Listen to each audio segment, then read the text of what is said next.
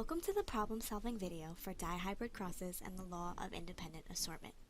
Question 1 asks, what is the expected phenotypic ratio of the progeny of the following cross?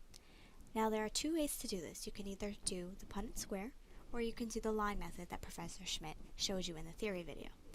I'm going to show you both ways, so whichever way feels more comfortable for you, you can do it that way. First, let's do the Punnett square. So we're going to look at each individual and decide what are the possible gametes that each individual can make. So for this individual, they can either make a big A, big B gamete, big A, little b, big B, or little a, little b. For the second individual, the only gamete that they can make is little a, little b. So we're going to write that 4 times.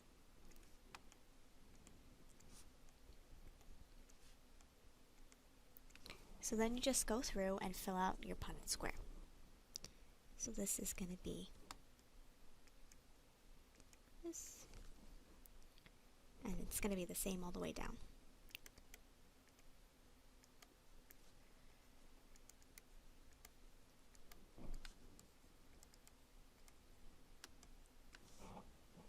For the second row, it's going to be big A, little b, little b, and again it's going to be the same all the way down.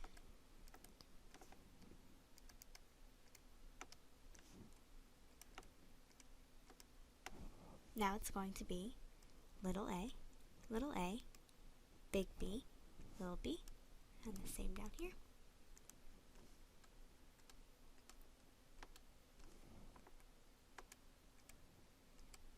And then finally it's going to be little a, little b, and the same down here.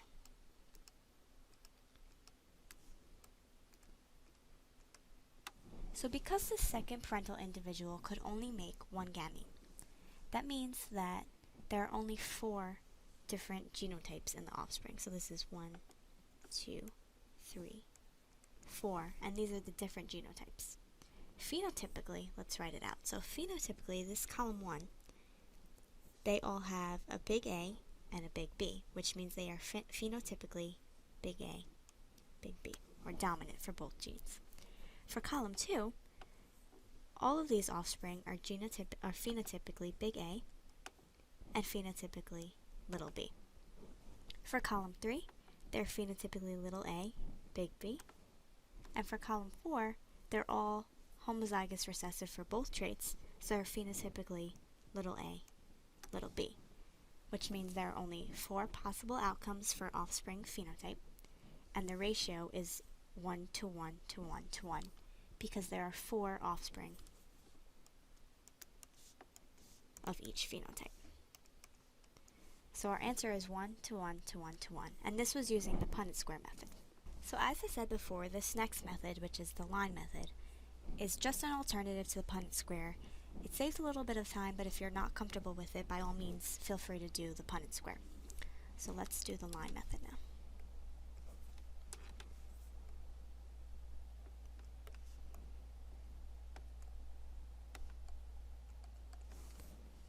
So for this, I'll write down the parental cross again.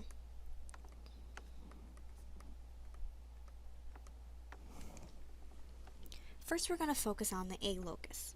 If you cross big A times little a, you have a half chance of getting big A, and a half chance of getting little a. If you focus on the B locus now, you have a half chance of getting big B, and a half chance of getting little b. And it's the same for down here.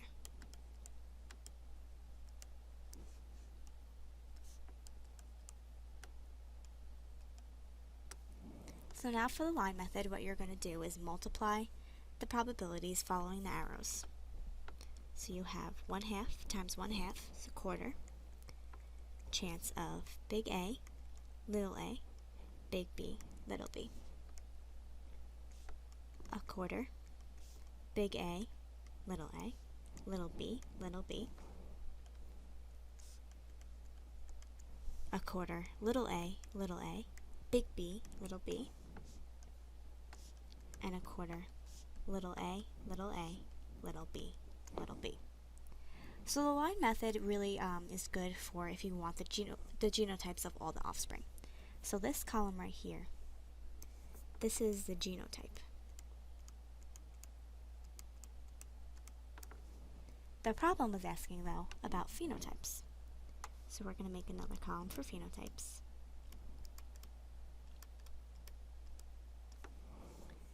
So for this first one, phenotypically, they are big A, big B. For the second one, phenotypically, they're big A, little b. For the third, phenotypically, little a, big B. And the fourth, phenotypically, little a, little b. So again, just as we saw with the Punnett square, there are 4 phenotypes possible in the offspring, and each of them occur 1/4 of the time. So again, you get a 1 to 1 to 1 to 1 phenotype ratio, and it's big A, big B, big A, little b, little a, big B, and little a, little b. So either way you're comfortable with, you get the same answer, and that is the final ratio. Problem number 2 says that in Mendel's pea plants, purple flower color is dominant to white, and tall stem length is dominant to short. A purple tall plant is test crossed with a white short plant to give 5 purple tall plants and 5 white tall plants. What was the original purple tall plant's genotypes? So we want to go through and just write down the information they give you in each sentence. So they say that purple flower color is dominant to white, so we're going to label that as big P.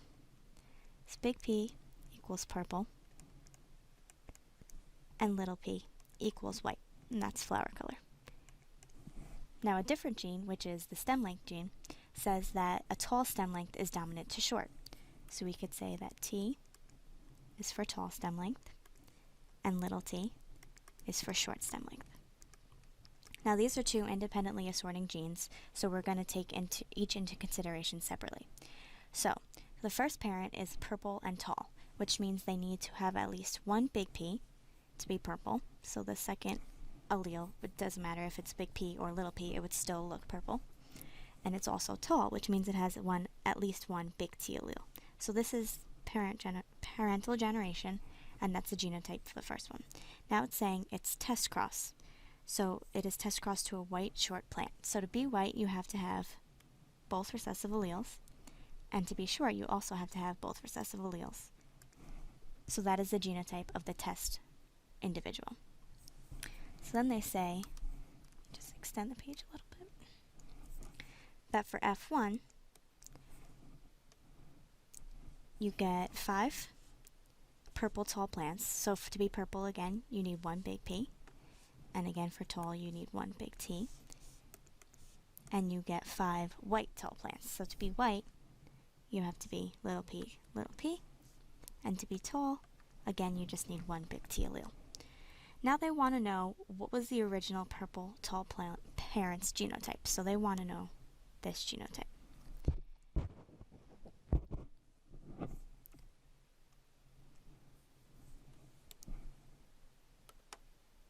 So because they're independently assorting, you want to look at each trait separately. So in the offspring, let's look at flower color first. Half of the offspring, or 5 out of 10, are purple. And half of the offspring are white.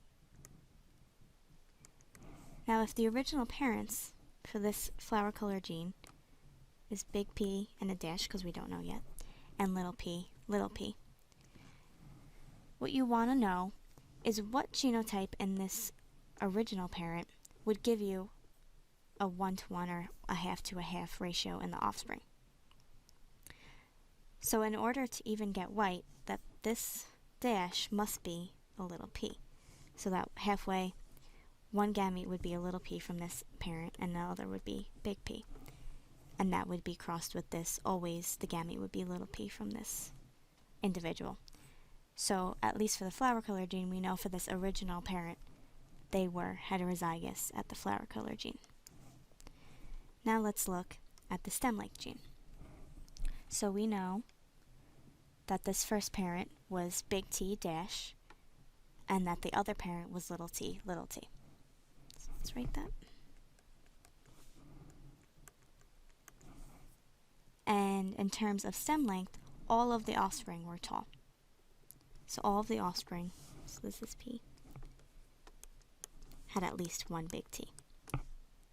Now from this parent, the only allele they could give was little t, which would lead to a short stem length. But we do not see any short offspring, which means that this dash right here must have been a big T, so that way the only gamete that this parent could give would be big T, and therefore all of the offspring would be big T. So you know that all of these offspring are heterozygous, but they're still tall. So the original parent here is big T, big T. So if you put these two together, you get that this original parent was heterozygous at the flower color locus and homozygous dominant at the stem color locus. Problem 3 states that dimples and freckles are both dominant traits in humans. So let's define what our alleles are going to be. So big D is going to be for dimples, whereas little d is going to be for no dimples. Big F going to be for freckles, whereas little f is going to be for no freckles.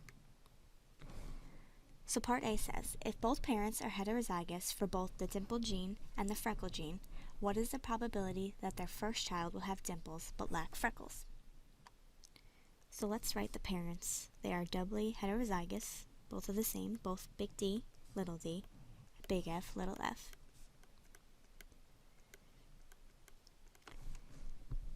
Now because these genes are independently assorting, let's look for the probabilities of each separately first.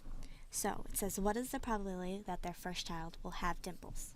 So if you do big D little d times big D little d, you have a 3/4 chance of having at least one big D, which would mean that you have dimples. Now they want to know what is the probability of lacking freckles. So if you do big F little f times big F little f, you have a 1/4 chance of being little f, which means that you lack freckles. So because you want the offspring to have dimples but lack freckles, you're going to multiply these probabilities across. So you would do 3/4 times 1/4, and that gives you a 3/16 chance of the offspring having dimples but lacking freckles. Now for part B, assuming the same parents, they're both doubly heterozygous, it says, what is the probability that the first child will not have either dimples or freckles? So again, you want to look at a heterozygous monohybrid cross, separate the two genes out first. So the probability of not having dimples is 1/4, and that is to be little d, little d. The probability of not having freckles is also 1/4, to be little f, little f. So when you multiply these across, it's 1/4 times 1/4, you get a 1/16 chance of the offspring having neither dimples or freckles. So basically what I just did was a simplified version of the line method way of doing things, but you can also look at this problem from the Punnett square point of view. So if you take a look again at the parents, they're both heterozygous for both the dimple gene and the freckle gene, right?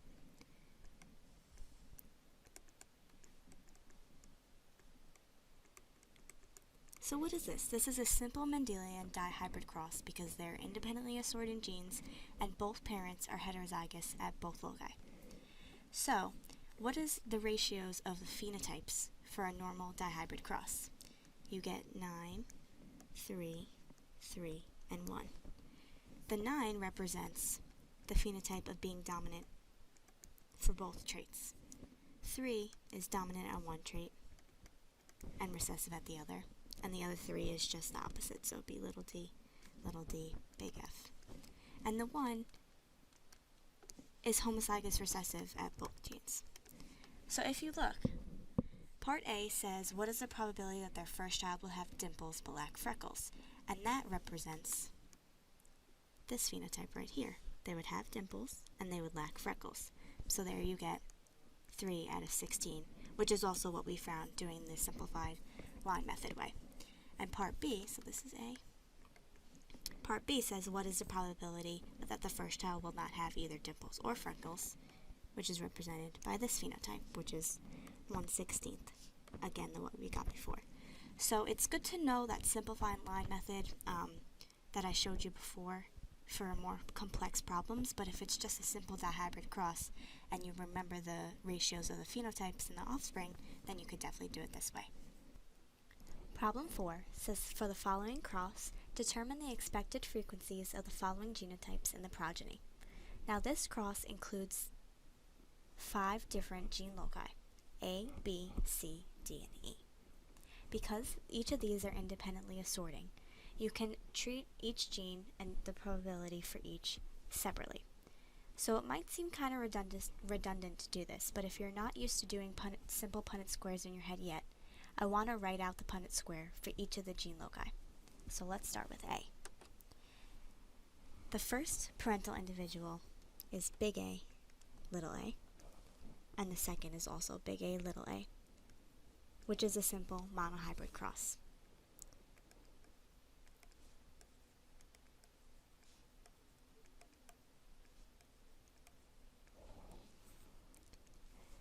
For locus B, one parent is big B, little b, and the next parent is also the same, again a monohybrid cross.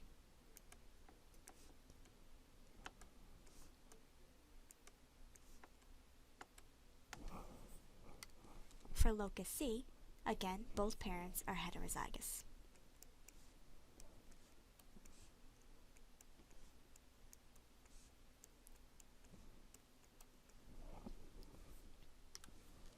For locus D, once again, both are heterozygous.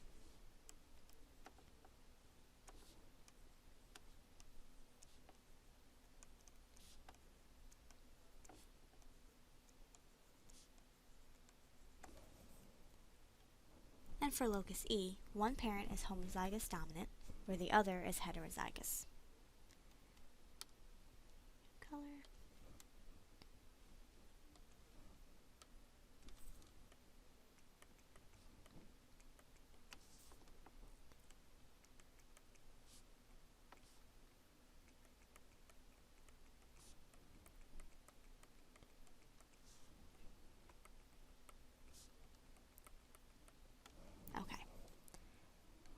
So now I think that once we have this information, we can finally go through and do the subparts a lot quicker. So for A, it says determine the expected frequency of this genotype in the progeny. So it's going to be little a, little b, little b, little c, little d, and big E, big E. So it is homozygous recessive for the first 4 and homozygous dominant for the last. Just going to write that out again.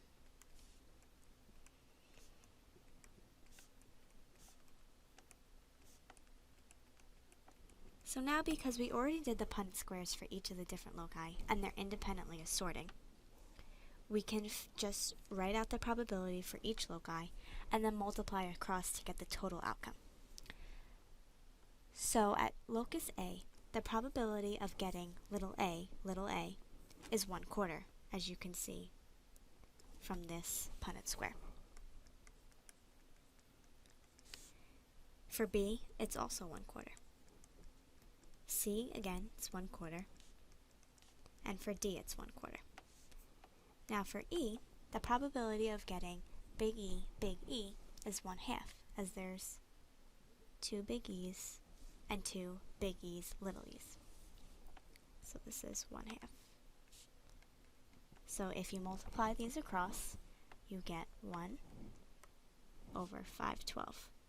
So this is the probability of getting this genotype in the offspring. For B, they want to know the probability of getting little a, little b,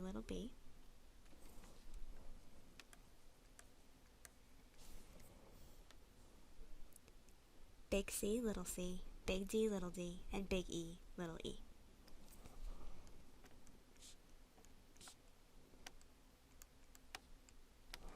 So again, let's go by each locus and do their individual probabilities first. So the probability of getting little a is 1/4. The probability of getting little b is 1/4. The probability of getting big C, if you look at this Punnett square here, big C, big C, it's 2 out of 4, or 1/2. For D, the probability of getting big D, is 1, 2 out of 4, or again 1/2. And for E, the probability of getting big E, little e, is 2 out of 4, or again 1/2. So if you multiply these across, you get a total probability of 1 out of 1/28. Now for C, they want the probability of getting an offspring that is heterozygous at each of the 5 loci. So that is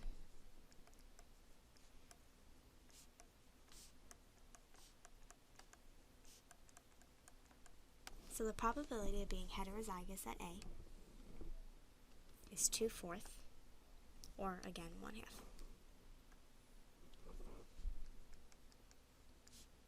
Same for B, C, and D, as they were all simple monohybrid crosses. Just write 1/2 for each.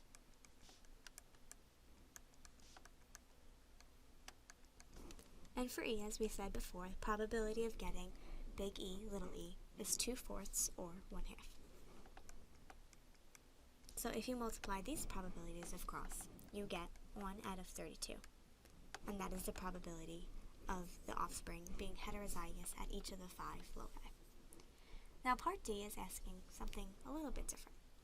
It says, what is the expected frequency of the parental phenotype among the offspring? So first we want to say, what is the parental phenotype? This parent, the first parent, is phenotypically big A, because it has one dominant allele, big B, big C, big D, and big E.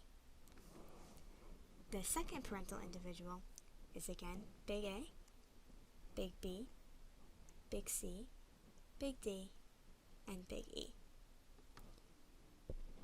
Neither parent is homozygous recessive at any locus, so they're phenotypically dominant for all traits. Now it says, what is the expected frequency of the parental phenotype, which is dominant for every locus, among the offspring? So in order for that to happen, call this D.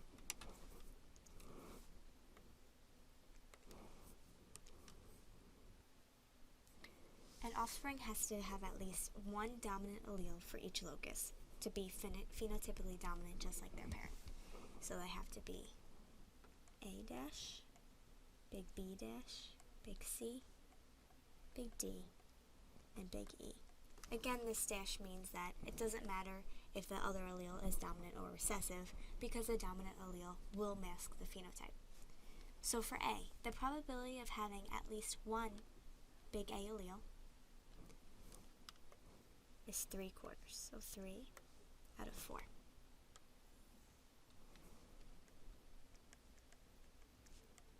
The same goes for B, C, and D, as those were all monohybrid crosses.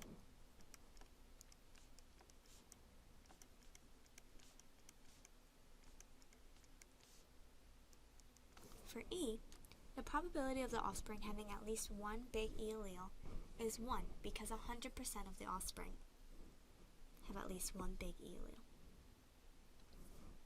It's times 1. So if you multiply these probabilities across, you get 81 out of 256. So this is the probability of the offspring having the same phenotype as the parent. Not necessarily the same genotype, because they can have a little a or a big A at the second dash. And the same goes for the other loci, but the same phenotypically, it's 81 out of 256. Question 5 asks, What is the probability that the following cross would produce an offspring that has a dominant phenotype for all 4 traits? So to be phenotypically dominant for all 4 traits, that means that the genotype of this offspring would have to be at least one big E, at least one big F, at least one big G, and at least one big H. Because these 4 genes are independently assorting, we're going to take the probability of each gene and then multiply across later to get the total outcome. So let's first look at the E locus. We have big E little e times big E little e. So the probability of getting a dominant phenotype, or at least one big E, for this locus is 3/4. That's because it's a simple monohybrid cross. Let's see. For the F locus, we have big F times big F little f. If you do a Punnett square for that, you'll see that 100% of the offspring will have at least one big F. That's because this individual here can only give the big F allele in their gametes. So for 100%, we're just going to write that as 1 in probability. For the G locus, we have little g times big G little g. This individual here can only give the little g allele, whereas this one can either give a big G or a little g. So half of the time here, you'll get a big G from this individual, which means that the chance of having at least one big G would be a half. And finally, for the H locus, you have big H little h times big H big H. Again, this individual can only give big H as its allele. That's the only one it has. And this one can either give big H or little h. But because this one can only give a big H, that means that 100% of the time the offspring will have at least one big H. So again, we're going to write 1. So if you multiply these probabilities of the separate genes across, it's 3/4 times 1 times a half times 1. You're going to get 3/8. So 3/8 is the probability that you'll get a offspring with a dominant phenotype for all 4 traits. Question 6 says that in a dihybrid cross between 2 heterozygous rose plants that both produce smooth yellow seeds, what are all the gametes that either parent can produce? So the genotype of each parent is both big S little s and big Y little y. So if these 2 genes are independently assorting, you could say that for the S locus, the parent can either give a big S allele or a little s allele. And for the Y locus, the parent can either give a big Y allele or a little y allele. So for each gamete, they'll get one allele for each gene locus. So the gametes can either be big S, big Y, big S, little s, big Y, or little s, little y. So these are the 4 separate gametes that each parent can produce.